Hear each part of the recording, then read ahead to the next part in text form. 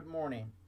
Ian Summerall, gunsmith, keen pigeon shooter, speaking for Country Sports TV. I've been looking at the general license again, and I have basically nothing to report.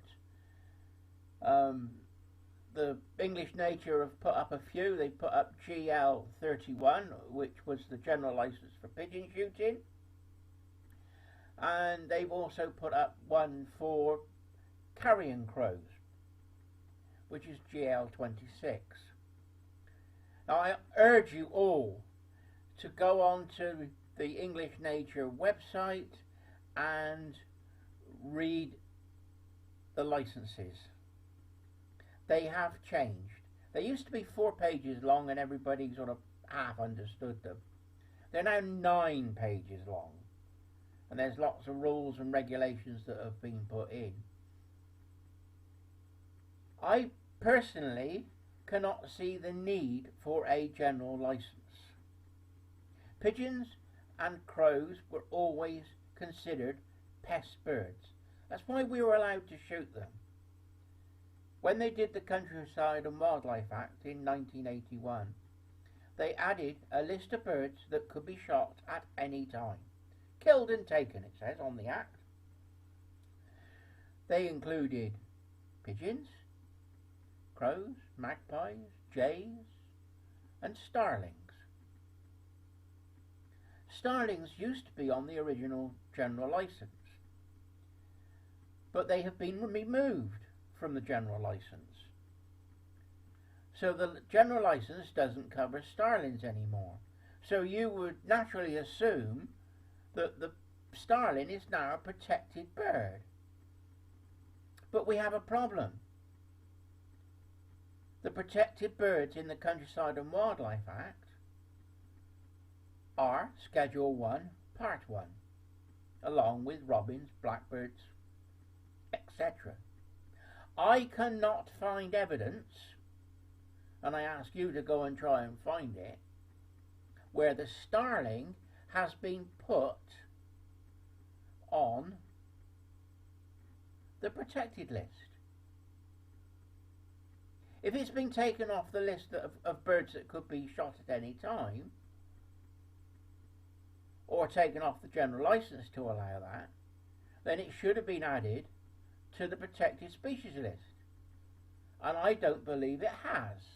All they've done is taken it off the general license. So the general license is being used as primary legislation, when it isn't. It's secondary legislation. It's the rules of the Act. The pigeon is not listed on the Wildlife and Countryside Act at all. It has the same legal status as a rat. They say, oh, it's to take account of the European Bird Directive. The European Bird Directive, and you've got to read it. You've got to have a look at that as well. The European Bird Directive has a list of 26 birds that can be hunted. And it says hunted. And what are we doing if we're shooting and decoying? We are hunting. So the pigeon can be hunted under the EU Bird Directive, which the license is supposed to account for. But the EU Bird Directive says that member states have got to make or take heed or to account for the bird's main breeding season. And that is the reason why the pigeons and corvids were taken off the list of birds that could be shot at any time on the Wildlife and Countryside Act. So that we could still shoot and do pest control, the government brought in the general license. In my view, the general license, with all the conditions that they put on it, goes over and beyond the EU Bird Directive. the EU Bird Directive had no intention of telling you that you had to use non-lethal methods. And then the licence now says if somebody asks you, you have to prove what non-lethal methods you've done before you've started shooting. Where in criminal law do you have to provide evidence of your innocence? Yes, criminal law, because it's linked to an Act of Parliament. The general licence does not take account of this. It's almost like Napoleonic law. You should not have to prove your innocence. You are innocent until proven guilty in this country. But the licence doesn't reflect that. So, question is, we've now got the general licence for pigeon shooting, and it's only for, protecting crops and food stuff for animals. But who is going to police the general licence? Natural England have not got the staff. They haven't got the staff to issue the licences that they've already been asked for. Between the time they revoked the pigeon shooting general licence and reissuing the licence GL31 on the 3rd of May, they had 1,600 applicants for licences. They only issued about 97 of them. Now, what state of affairs is this? They're now saying that they're not issuing a licence because they don't need to. For corvids, this is. They've issued the general licence for pigeons, and I think that's all hunky-dory. They don't need to issue the general licence for crows and corvids because we've got Section 4. BASC are telling us that you cannot rely on Section 4. Section 4 is in an Act of Parliament. How can you not rely on an Act of Parliament? I find that quite odd. I believe the general licence should be scrapped. I believe that the birds should be put back onto the birds that can be shot at any time. But there should be a close season from March, April, May for 3 months. This is the peak breeding season for most of those birds. Yes, I know pigeons can breed up until October, but we can't afford our farmers to have pigeons protected up until October. That's just ridiculous.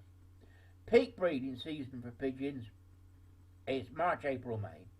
Now, if the government want to bring in a general licence on top of this, it should be for shooting within that closed season.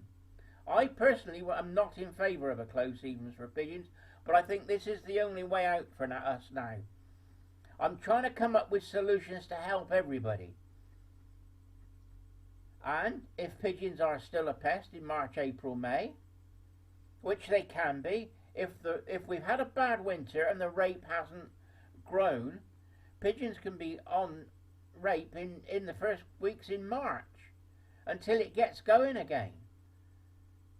So there may be a need for a general licence in March, April, May for pigeons, and that will then allow us to take the eggs and destroy the nests.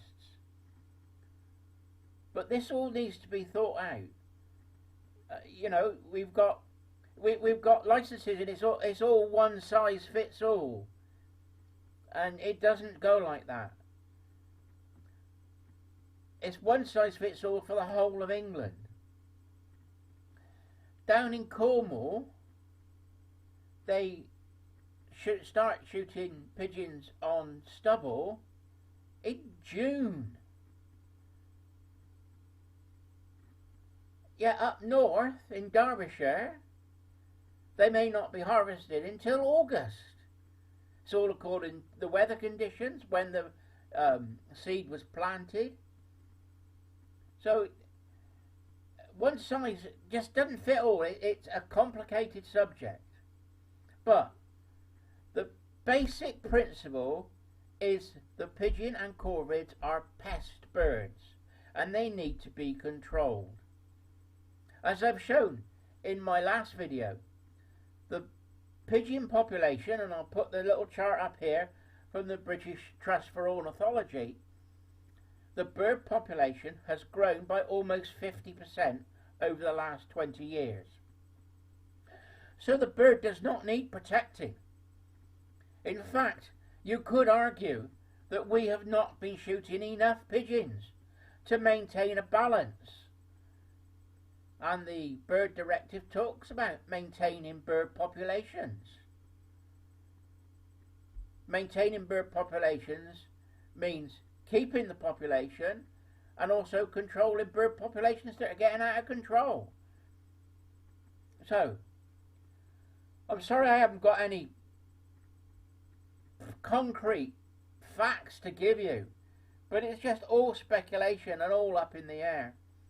But I genuinely believe you all ought to read the Wildlife and Countryside Act and the Bird Directive. And when you see the licenses on the Natural England website, read those all the way through. It says you cannot use the license solely for commercial or recreational use.